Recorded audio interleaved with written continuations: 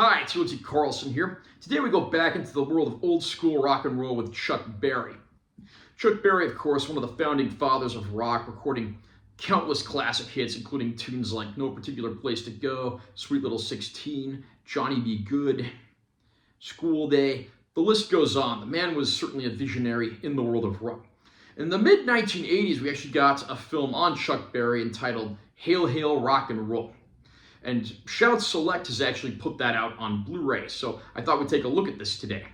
Chuck Berry, Hail, Hail, Rock and Roll is not quite a documentary, and it's not quite a concert film. It's a little bit of both.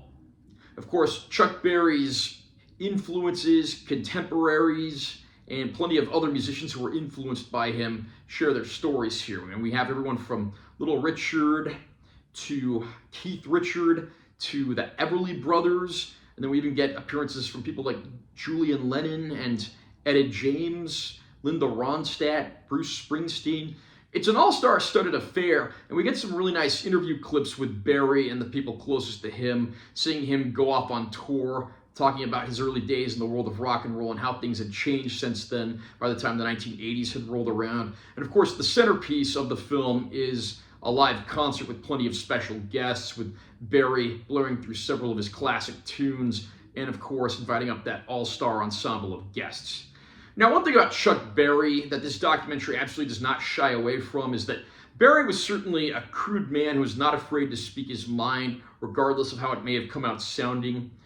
And, I mean, there's one part in this documentary where he even starts berating Keith Richards for playing a song incorrectly.